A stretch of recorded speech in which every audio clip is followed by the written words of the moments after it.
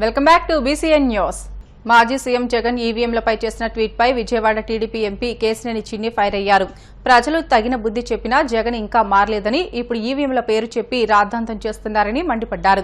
ఈ సందర్భంగా మంగళవారం విజయవాడలో ఆయన మీడియాతో మాట్లాడుతూ గత ఎన్నికల్లో ఇదే ఈవీఎంలు అద్భుతమని చెప్పలేదా అని ప్రశ్నించారు.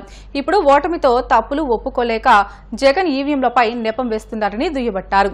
బటన్ నొక్కగానే ఏ గుర్తు అనేది స్పష్టంగా కనిపించిందని, ప్రజలంతా జగన్ పాలన వద్దని తగిన గుణపాఠం చెప్పారని కేశినేని చిన్ని అన్నారు. భ్రమలు వీడి ప్యాలెస్ నుంచి బయటకు రావాలని అన్నారు. ప్రజా జీవితంలోకి వస్తే ఇప్పుడైనా వాస్తవాలు తెలుస్తాయని అన్నారు. ఇవాళ ఉదయం లేవగానే ఒక వింత ట్వీట్ మన మాజీ ముఖ్యమంత్రి వాళ్ళు చూసిన ట్వీట్ చేశారు. ఇవాళ ఆయనకి న్యాయం గుర్తొచ్చింది, ప్రజాస్వామ్యం గుర్తొచ్చింది. ఆయన ఆ ట్వీట్లో న్యాయం ప్రజలకి కలగాలి, న్యాయం కలిగే విధంగా ఆలోచనలు ఉండాలి. అబ్బా ఎంత గొప్పగా చెప్పారు జగన్మోహన్ రెడ్డి గారు. ఇన్ని రోజులు ప్రజలకు న్యాయం గురించి కానీ, ప్రజలకు న్యాయం చేయాలని కానీ ఏ రోజు మీకు ఒక్క కోసాన్ని కూడా లేని వ్యక్తివి నువ్వు ఇవాళ ఈవీఎంల గురించి మాట్లాడుతున్నావు. నీకు గుర్తుందో లేదో 2019లో ఈవీఎంల గురించి నువ్వు ఒక స్టేట్మెంట్ ఇచ్చావు. బ్రహ్మాండంగా పనిచేస్తున్నాయి వీవీప్యాట్లు అని 2019లో వీరు చెప్పిన ఒక వీడియో. ఇవాళ వచ్చి ఏం చెప్తారు, ఈయన వీవీప్యాట్లు నమ్మకం లేదన్నట్టు చెప్తున్నారు. బాబు జగన్ 80% కాదు 86% మంది ప్రజలు వాళ్ళు మాకు ఓటేశారు. ఎక్కడా ఏ ప్రజలు కంప్లైంట్ ఇవ్వలేదు. కాబట్టి వాళ్ళందరూ న్యాయం జరిగిందని కోరుకుంటున్నారు. నువ్వు భ్రమల్లో జీవిస్తున్నావు. నీ యొక్క ప్యాలెస్లోంచి బయటకు వచ్చి ప్రజా జీవితంలో ఏం జరుగుతుందో తెలుసుకో. ఇకనైనా నువ్వు బయటకు వచ్చి ప్రజా జీవితంలో ఏం జరుగుతుందో తెలుసుకోకపోతే నువ్వు ప్రజా జీవితంలో కూడా మిగలవు. నీ పార్టీ కానీ, నువ్వు కానీ, మీ నాయకులు కానీ మిగలరు. నువ్వు ఇవాళ మాట్లాడుతున్నావు, మరి ఆ రోజు 2019లో న్యాయం జరిగింది ప్రజలకు అంటున్నావు. ఇవాళ మరి ప్రజలందరూ కోరుకుంటున్నారు బ్రహ్మాండమైన న్యాయం జరిగిందని. నీకు శాస్తి చేశారు.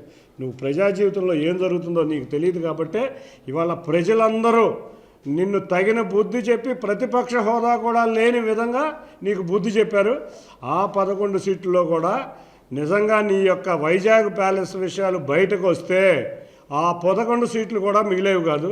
ఇవాళ ఎంత విలాసవంతమైన జీవితం గడుపుతున్నావు నువ్వు. ప్రజాధనాన్ని దోచుకుని ప్రజాధనాన్ని దుర్వినియోగం చేస్తా ఒక ప్యాలెస్ కడతావా? అది కూడా 500 కోట్ల రూపాయలతో ప్యాలెస్ కట్టి ఒక బాత్రూమ్ ఖరీదే 5 కోట్ల. ఇది నీ సామ్రాజ్యమో లేకపోతే నీ రాజ్యమో అనుకుంటున్నావా? ఇంత విధంగా దుర్వినియోగం చేస్తున్నావు. తిరుమల శ్రీవారిని పలువురు ప్రముఖులు దర్శించుకున్నారు. వీఐపీ విరామ సమయంలో స్వామిని దర్శించుకుని ప్రత్యేక పూజలు నిర్వహించుకున్నారు. ఏపీ వైద్య ఆరోగ్య శాఖ మంత్రి సత్యకుమార్, సినీ దర్శకుడు త్రివిక్రమ్ శ్రీనివాస్ వేర్వేరుగా స్వామిని దర్శించుకున్నారు. అలిపిరి మెట్ల మార్గంలో కాలినడకన వెళ్లి స్వామిని దర్శించుకున్నారు. ఈ మేరకు పండితులు వేద మంత్రాల మధ్య ఆశీర్వచనాలు, తీర్థ ప్రసాదాలను అందజేశారు. శ్రీ ఏడుకొండల వారిని ప్రార్థించాను. వికసిత్ భారత్ నిర్మాణ కావాల్సిన శక్తి సామర్థ్యాలని ఈ దేశ ప్రధానికి, అదేవిధంగా వికసిత ఆంధ్రప్రదేశ్ నిర్మాణానికి కావాల్సిన శక్తి సామర్థ్యాలని ఈ రాష్ట్ర ముఖ్యమంత్రి వర్యులకి ప్రసాదించాల్సిందిగా కలియుగదైవం వెంకటేశ్వర స్వామిని ప్రార్థించాను. అదేవిధంగా ఒక ఆరోగ్య ఆంధ్రప్రదేశ్ నిర్మాణం జరిగి ఈ రాష్ట్రంలోని ప్రజలందరికీ కూడా ఎటువంటి జబ్బుల నుంచి, మహమ్మారుల నుంచి బారిన పడకుండా ఆయురారోగ్యాలతో వర్ధిల్లాలని స్వామివారిని ప్రార్థించారు. భారతదేశం మళ్ళీ విశ్వగురువుగా పునర్వైభవం సాధించాలని, అభివృద్ధికి చిరునామాగా నిలిచిన ఆంధ్రప్రదేశ్ మళ్ళీ ఆ వైభవాన్ని సాధించి తెలుగు ప్రజల ఖ్యాతిని ఇనుమడింపజేయాలని. సముద్రంలో వేటకు వెళ్లిన బోటు అగ్ని ప్రమాదానికి గురైంది. ఈ ఘటన అర్ధరాత్రి తర్వాత జరిగింది. విశాఖ దక్షిణం వైపు 28 నాటికన్ మైళ్ల దూరంలో బోటులో వేటకు వెళ్లిన 7 మత్స్యకారులు సురక్షితంగా బయటపడి విశాఖ ఫిషింగ్ హార్బర్కు చేరుకున్నారు. ప్రమాదం నుంచి బయటపడిన వారిలో వాసుపల్లి రాజు, అప్పన్న, దాసీలు, అప్పారావు, గనగల్లా ఇరుకొండు, మైలపల్లి ఎర్రయ్య, కనగల్లా పోలిరాజు ఉన్నారు. బోటు దగ్ధం కావడంతో 30 లక్షల మేర నష్టం కలిగినట్లు బోటు యజమాని వాపోతున్నారు. నష్టపోయిన బోటు యజమానికి ప్రభుత్వ సాయం అందివ్వాలని కోరుతున్నారు. జల వనరుల శాఖ మంత్రి నిమ్మల రామానాయుడు మొదటిసారిగా యలమంచిలి మండలం పర్యటనలో భాగంగా ఆర్యపేటలో అంబేద్కర్, బాబు జగజీవన్ రావు విగ్రహాలకు షెల్టర్ నిర్మాణం చేపట్టిన పనుల్లో కార్మికులతో కలిసి పనిచేశారు. ఈ సందర్భంగా మంత్రి మాట్లాడుతూ తను 3 సార్లు గెలిపించిన నియోజకవర్గ ప్రజలందరికీ కృతజ్ఞతలు తెలిపారు. తనను అభిమానించే బడుగు, బలహీన వర్గాల వారికి ఎప్పుడూ అండగా ఉంటానని అన్నారు. తాను అభిమానించే అంబేద్కర్, బాబు జగజీవన్ రావు విగ్రహాలకు సంబంధించిన షెల్టర్ను మొదటిసారిగా నియోజకవర్గంలో పనులను ప్రారంభిస్తున్నట్లు తెలియజేశారు. ఈ కార్యక్రమంలో అనేక మంది అభిమానులు, కార్యకర్తలు పాల్గొన్నారు. పాలకొల్లు శాసనసభ చరిత్రలో 3వసారి 68,000 ఓట్ల మెజారిటీతో గెలిపించినటువంటి నా నియోజకవర్గ ప్రజలందరికీ కూడా ముందుగా పేరు పేరున కూడా హృదయపూర్వకమైనటువంటి పాదాభివందనాలు అందరికీ కూడా తెలియజేసుకుంటూ ఈరోజు నేను శాసనసభ్యుడిగా హ్యాట్రిక్ 3వసారి విజయం సాధించాము. ఆ రోజు 2014లో శాసనసభ్యుడిగా కానీ 2019లో ఏదైతే రాష్ట్రం అంతా కూడా మరి వైఎస్ఆర్సీపీ గాలిన్నా కూడా 18,000 ఓట్లతో గెలిచిన ఈ 3 గెలుపులకి కూడా ప్రధానంగా ఏదైతే నా నియోజకవర్గంలో ఉన్నటువంటి బలహీన వర్గాలు, బడుగు వర్గాలు, పేద మధ్యతరగతి కుటుంబాలు ఎవరైతే ఉన్నారో నేను వాళ్ళందరూ నా కుటుంబం అని నేను ఎట్లా భావిస్తానో వాళ్ళు కూడా నన్ను వారి కుటుంబ సభ్యుడిగా భావించి వరుసగా 3 సార్లు గెలిపించుకుంటూ వస్తున్నటువంటి పరిస్థితి. అందులో కూడా ప్రత్యేకించి ఆ రోజు 2014లో 6,700 మెజారిటీతో, 2019లో 18,000 మెజారిటీతో, 2024లో 67,945 ఓట్ల మెజారిటీ. అంటే ఈ రకంగా ఎప్పటికప్పుడు ప్రజలు ఏదైతే నాకు ఆశీస్సులు అందజేస్తూ ఉన్నారో వారికి అనుగుణంగా నేను పనిచేసుకుంటూ వాళ్ళ ఆశీస్సులు కూడా నేను ఎప్పుడు కూడా నియోజకవర్గంలో పెంచుకుంటూ రావడం కూడా నాకు చాలా ఆనందంగా, సంతోషంగా ఉందని చెప్పి తెలియజేసుకుంటూ ఆ రకంగా ఈరోజు పాలకుల్లో 3వసారి శాసనసభ్యుడిగా గెలవడం కానీ, రాష్ట్ర ఇరిగేషన్ శాఖ మంత్రిగా మరి ప్రమాణ స్వీకారం చేసిన తర్వాత కానీ ఈవేళ నా పాలకొల్లు నియోజకవర్గంలో నేను ప్రారంభించేటువంటి, నేను మొదలు పెట్టేటువంటి నా పని నేను ఎప్పుడు కూడా అభిమానించేటువంటి నా డాక్టర్ బిఆర్ అంబేద్కర్ గారు, డాక్టర్ బాబు జగజ్జీవన్ రావు గారి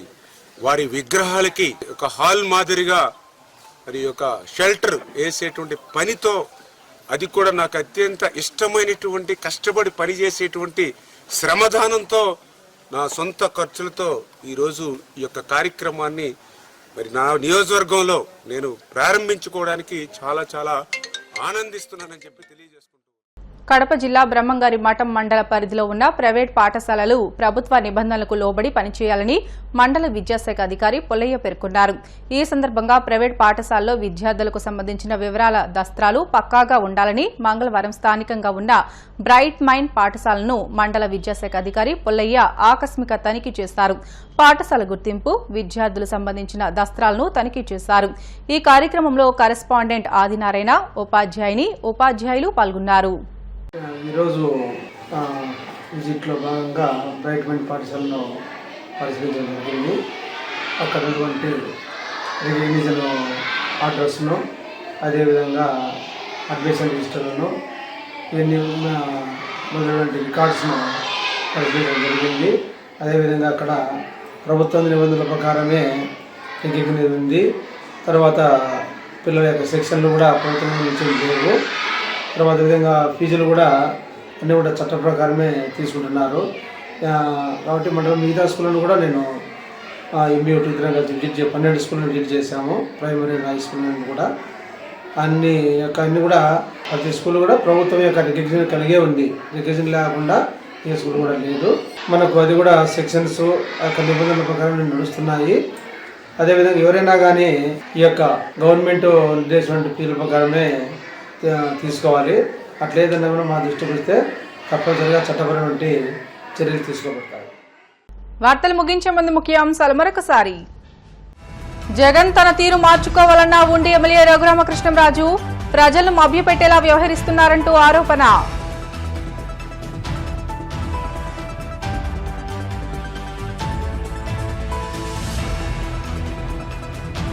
టీడీపీ రాష్ట్ర అధ్యక్షుడిగా పల్లా శ్రీనివాసరావుకు ఘన స్వాగతం. మొదటిసారి విశాఖ రావడంతో భారీగా తరలివచ్చిన అభిమానులు కార్యకర్తలు.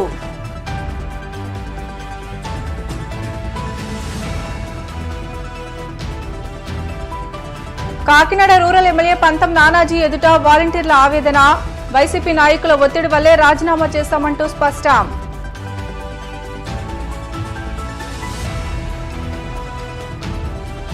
ఈవీఎంలపై మాజీ సీఎం జగన్ ఆరోపణలను ఖండించిన ఎంపీ కేశినేని చిన్ని. ప్రజలే బుద్ధి చెప్పినా ఈవీఎంలపై రాద్ధాంతం చేస్తున్నారని ఫైర్. ఇవి ఇప్పటివరకు బులెటిన్లోని అప్డేట్స్. మనీ లేటెస్ట్ అప్డేట్స్ కోసం చూస్తూనే ఉండండి BCN న్యూస్.